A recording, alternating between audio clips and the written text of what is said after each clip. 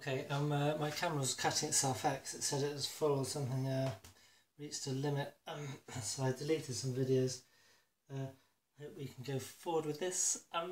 So essentially, we're in the land movement phase, and we're doing the land movement for the active side.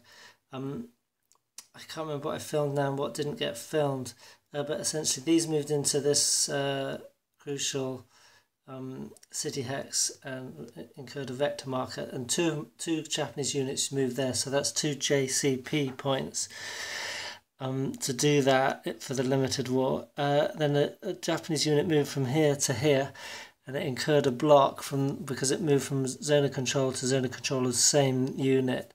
This Chinese unit chose to block it, so the Chinese unit moves into this hex as the defender, forces an attack, and that, because that's one unit, that's another 1 JCP cost to the Japanese. Then there's just some moves up here.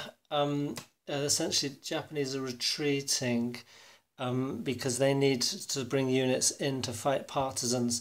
And these 2 yellow counters, they're actually white cross counters, which is like this one for hit to mark hits. Oh, that's a stray counter. I just coloured them yellow to indicate that these are units engaged in fighting partisans. So at the end of the land movement of the active side, you mark units hunting partisans. Essentially, they can move half their movement and then stop in a hex. They have to be out of enemy zone of control, and they will be used in the partisan phase towards the end of the turn. Then the next step is reserve movement for non-active side. So that happens here. Essentially what happens is units that are adjacent to a headquarters can be put into reserve. Now again, I modified one of those cross markers with these arrows to make it into a reserve marker.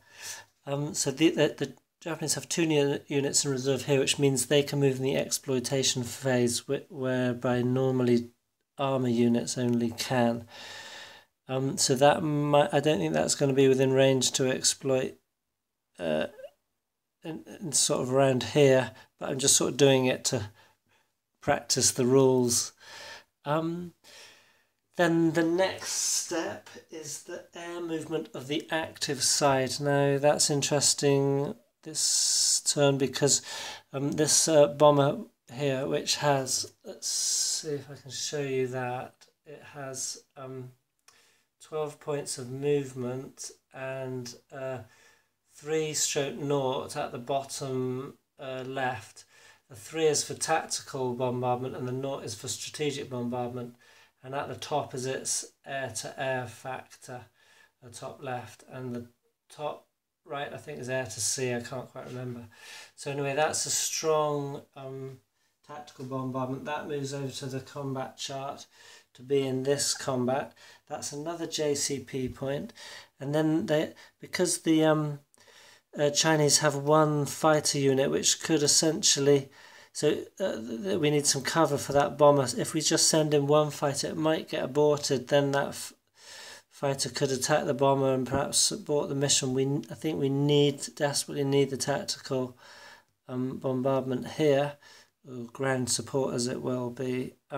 So we're going to send in 2 fighters to this hex, move them to the combat chart, battle chart. That's 2 more JCP points. So the Japanese have spent 5 JCP points on that 1 fight, and another one they had to spend in manoeuvring this chap who's blocked. So they spent 6 this turn. They only get 2 every turn automatically. They started the game with 10. They are now down to 3 after those costs. If they capture certain cities and kill fairly strong Chinese forces, they get more. But you see, these are like points to deal with the limited war, so you cannot do everything you want to do. I think they're kind of sort of political action points. So you know, if the enemy does things to you, you get more. If you have successes, you get more. So that's what's going on there. We've moved the active side area. Now the non-active side has air-sea reaction, and here underneath this factory marker we have on the city, because every city is also an air base for 3 air units, we have the Chinese fighter. So he's going in to that battle, and that doesn't cost the defender JCP points, you see. So that's that, because they're not going to move their bomber, that single bomber unit. Now we go to the interception segment active side. Yes, so the active side could then intercept that air movement. I can't quite remember if it's in flight or if it's just in the hex. So you essentially could sort of, if they add lots of air into the hex, you can add more in. Let me see if I can quickly check it in the rules for you, or else we will get to that at the appropriate time. Okay, I can't see it yet, but essentially I'll just reel off the active side's air movement. Could have included tactical bombardment of railroads, roads, supply, air bases, ports, radar stations or bridges.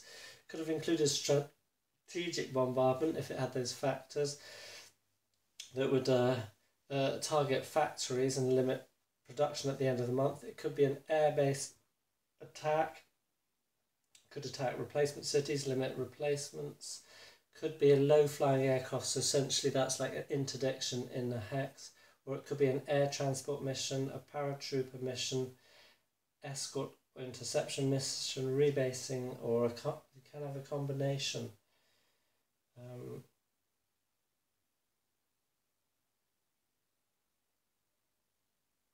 Okay, so the active side's interception segment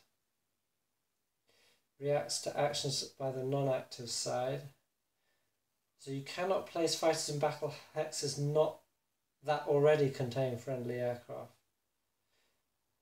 So you can't do what I said. You cannot reinforce aircraft already engaged. So you can only fly them into hexes, battle hexes containing only enemy aircraft.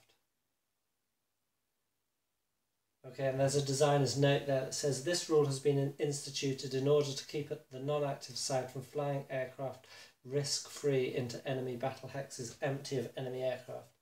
Okay, so there's the designer's intent. And bombers can also be placed during this segment. Okay, interesting. Then we move to active side A counterflip. The A means aborted, so that would be air units that had been aborted previously would now be flipped. So as you can see, they were aborted. They couldn't have engaged in missions this turn. Now we move to the combat phase. So I will move the camera and show you the battle chart. So we move across the sea here. Sorry about the glare. There you've got a sun beaming down on the battle chart. Hopefully that's not going to hurt anyone's eyes. Okay, so here is the battle chart. So we have battles number 55 and 56. Potentially you might have this many sort of battles if you're fighting in the whole world. So that was that's in that crucial factory city, and essentially what we do is we pay for combat supply first. So the attacker plays for supply. There's 2 battles, so he pays 2 supply points. So I'll just exchange the counters there. Okay, I've marked them off screen. Oops, sorry. And now we go to air combat segment. So let's move this infantry out of the way for a minute. Essentially what you do is you sort of pair up. So there's an air, they pair up. Bomber doesn't engage because he doesn't have Oh yeah, it's got some, yeah, I think bombers generally don't engage. Fighter to fighter, so those two compare up against him. Then 2 rounds of air-to-air combat are executed in any one battle. During the first round, only the fighters battle.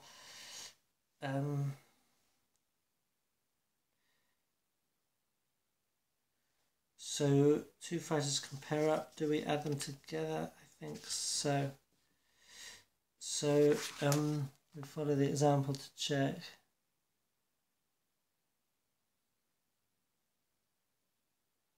No, so they fight individually. Okay, so I'll find the air combat results table, which is, you can't see it. I don't know if I can get that so you can see it without interfering with the other stuff. So here, the air combat results table differential. So essentially we have 5 versus 2.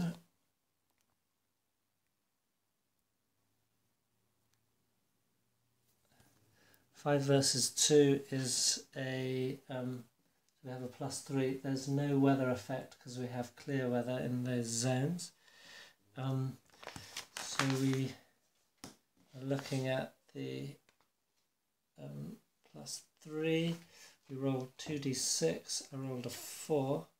So 4 on 2d6. I won't do this too much because it's going to be annoying, isn't it? +3 is a D. So the D result is, I think, damaged.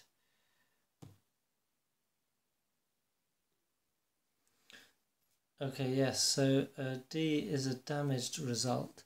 So this unit is sent to the repair shop. If it was naval, it could get intercepted on the way back. So we have the second round of combat is unnecessary.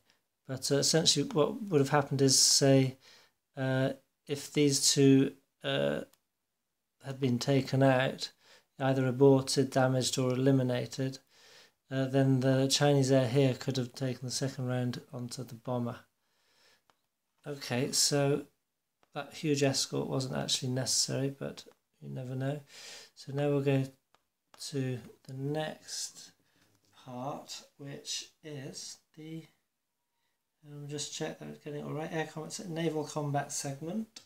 So we might have like sort of, let's see, yes, there might be shore bombardment.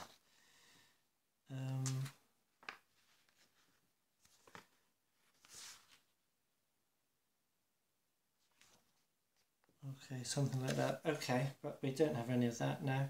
So now we go to the ground combat segment. Essentially what happens is that these units are actually both the same, and so these are a bit unfortunate, but if one was different, you could choose one to be the lead unit, and this one to be the lead unit, and they duke it out while these ones are held back. So this is another combat. Maybe I should move that so you can see combat 56. So the attacker rolls, so yes, so we get the differential. So it's 5 attack versus 2 defense. Differential of +3, and we have terrain effects. So we have a city hex, which is +2 for defenders, and the defender ignores retreats, and we have no weather effects. So we're on 4 to 5. Yes, plus the tactical bombardment rating. So 4 to 8 gives us +4 differential. And the land combat chart is thus. So if we're on +4 to 8, we're on +4, we roll 1d6 for this. I rolled a 2, so that's going to be 1, 2. So attacker takes 1 hit, defender takes 2 hits. you could see there might be attacker takes 0 hits, defender takes 1 hit and has to retreat. They can, I think, decide to stay, but they take more hits. No, yeah, R is retreat mandatory, but there is a case where they can decide to stay. But anyway, this one wouldn't because he's in the city. So what was that? That was 1 to 2. So this defender is eliminated because he's only got 2 defense points. Or if his strength was higher, then it would be equal to his... if his attack was higher, he could last equal to his attack points. I think that's correct. So for example, this fellow could take 5 hits, not 4, even though his defense strength is 4. But then I think effectively on the 4, he'd have 4 hits and his defense strength would equal 0. His attack strength would equal 1, and on the 5th hit, he'd be eliminated. So that's one round of combat. Then either side can choose to retreat, or we go ahead. And the Chinese are not too worried about losing these fellows at the moment because they're quite sort of puny units that won't give the Japanese any JCP points. But on the other hand, they would be losing units. They're onto a loser here, aren't they? I'll just check in the rules if this can be used every round of combat, because that's the crucial point here. Okay, yes, so your bombers still include the bonuses in further combat rounds. Okay, and so this fellow took 2 hits. I forgot to include the +1 on defense or -1 on attack for the river, but looking at the combat chart, that wouldn't have changed the result in this instance. So the Chinese are just going to have to give up the city. It wasn't any. Oh yeah, one thing to note was that if he had scored more than 2 hits on the previous Chinese unit, surplus hits would have affected these units. So the rear units cannot add into the combat, but they are affected by it if surplus flows over to them. So that was unfortunate, but the Japanese spent their initiative, didn't they, to get to this position. So they will retreat out. I will deal with that in a minute. So we'll go, oops, this counter move. We'll go back to the, conclude the next combat. So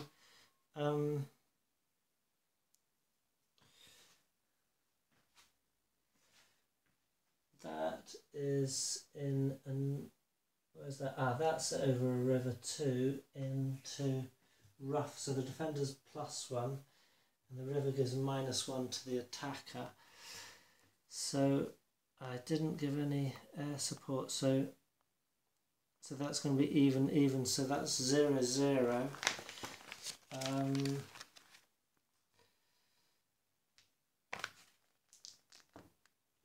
One.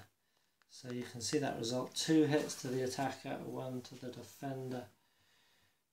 It could have been 2-2. Could have been 1-1. It could have been some other results. So he takes 1 hit. He takes 2 hits. Okay, so you get the gist of that. Right, so this unit's having taken 2 hits, it's going to retreat out. That unit will remain in the hex.